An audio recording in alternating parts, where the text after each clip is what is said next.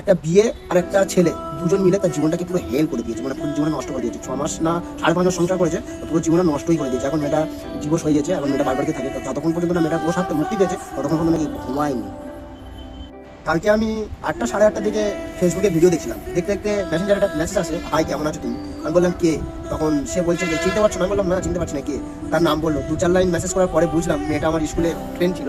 তা মেয়েটা হিন্দুর মেয়ে, ঠিক আছে, মেয়েটার নাম বলবো না। তা মেয়েটা বলছে যে তুমি ভিডিও বানাও, তা তুমি এতদিন কোথায় ছিলে? তোমার কোনো পাত্তাই ছিল না, কোনো মেসেজ নেই, কোনো কল নেই, আর সে নাম্বারে যোগাযোগ নেই, কোথায় ছিলে তুমি? বললাম এই ব্যাপার, এই বৃত্তান্ত। বললো ঠিক আছে তুমি ভিডিও বানাও, আমি একটা শেয়ারই বলো, তুমি কি ছাড়বে? বললাম হ্যাঁ অবশ্যই ছাড়বো, আমি এমনিতেই কন্টেন্ট খুঁজে পাচ্ছিলাম না, কি বলবো কি লিখবো, তুমি বলো শুনি আমি। তা মেয়েটা একটা কন্টেন্ট বলে দিল, একটা শেয়ারই বলে দিল, শুনলাম।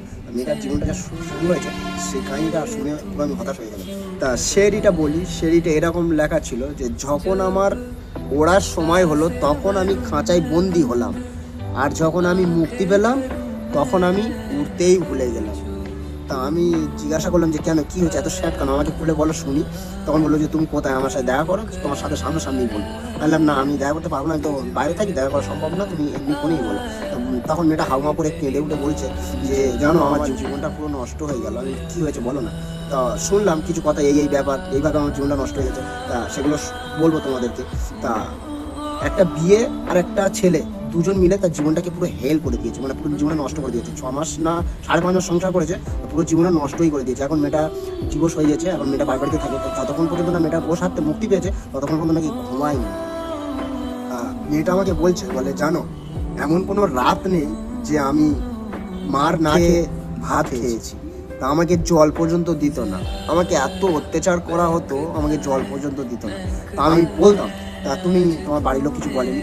তা ও বলতো যে তুমি তো জানো আমার বাড়িতে, তুমি তো অনেকবার এসেছিলে, দেখেছো তোমার বাড়ির অবস্থা কেমন, আমি একা আর আমার একটা ছোটো ভাই, কে কী বলবে। তা আমি বললাম তা তুমি কিছু করোনি, কিছু বলোনি?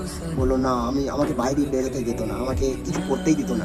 এরকম একটা ব্যাপার ছিল। আমার মায়ের একদিন শরীর খারাপ হয় খুব, আমাকে যেতে দেয়নি, জানো আমাকে খুব মারধর করে সেই সময়, আমি যাবো বলেছিলাম বলে।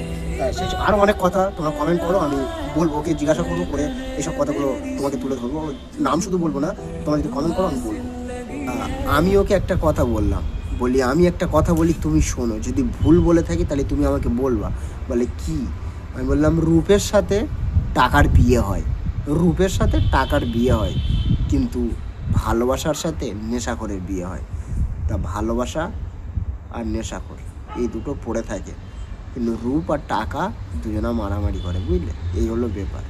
তা যাই পারে হোক।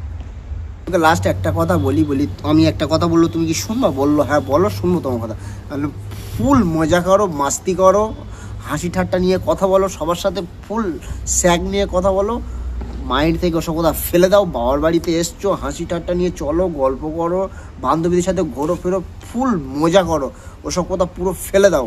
কারণ এই স্যাড ফ্যাড এইসব কথা একদম আর ভাল লাগে না। দুঃখ কষ্ট কথা আগে খুব শুনতাম, এখন শুনতে একদম বিরক্ত লাগে। কারণ আমি একজনকে ভালোবাসি কথাটা বলতে বলতে নিজের প্রতি এত ঘেন্না ধরে গেছে, তোমায় কি বলবো, মানে এত নিচে নেমে গেছিলাম। আমি তখন ভেবেছিলাম যে আমার সম্মানটুকু মনে হয় আমি পাবো না এই ভালোবাসি কথাটা বলতে বলতে। তাই এখন ভালোবাসি কথাটা শুনতেও ভালো লাগে না, আর কাউকে বলবো এই কথাটা একদম ভাবতেও ভালো লাগে না, বুঝলে। একা থাকো, মজা করো, ফুল মাস্তি করো, সেই জন্য বলছি শ্যাক নিয়ে থাকো, এটাই পারফেক্ট। যদি আমার কথা মনে হয় যে ঠিক বলেছো, তা তুমি হাসি ঠাট্টা নিয়ে ফুল মজা দাও, আর নতুন করে জীবন শুরু করো, সব কথা পুরো ফেলে দাও। তখন ও ভেবেচিন্তে বলছে, বলে না তুমি ঠিকই বলেছো, সবার সাথে হাসি ঠাট্টা নিয়ে কথা বলা ভালো, মজা করা, গল্প করা ভালো। আর আমি ওসব কথা ভাবি না, অনেকদিন হয়ে গেছে, ওসব কথা একদম ঝেড়ে ফেলে দিয়েছি। না আমি হ্যাঁ ওসব কথা পুরো বাদ দাও, আর নতুন করে যদি জীবন শুরু করতে মনে হয় এখন করো, আর যদি না করতে হয় পরে করো, সমস্যা নেই। তো বলো এবার অন্য কথা বলো, বলে আবার ফের আমাদের অন্য কথা বলা হচ্ছিলো। এইসব কথা তোমরা যদি ওর পুরো ফুল গল্পটা শুনতে চাও তাহলে সুন্দর করে কমেন্ট করবে, আমি বলবো। তা শুধু একটা কথা বলি, সব ছেলে খারাপ হয় না, সব মেয়েও খারাপ হয় না। কিছু কিছু ছেলে আছে, 2-4টে যদি খুঁটে দেখি, 2-4টে ছেলে আছে যে এক একটা মেয়ের জীবন পুরো ফুল নষ্ট করে দেয়। আবার সব মেয়েও খারাপ হয় না, সব মেয়ে ভালো। মেয়ে কোনোদিন খারাপ হতে পারে? অনেক মেয়ে আছে একটা ছেলের জীবন নষ্ট করে দেয়, সে হিন্দু হোক আর মুসলমান হোক। কেন ভাই বুঝি না। সবাই ভালো থাকো, কমেন্ট করো, আমি বলবো ওই গল্পটা।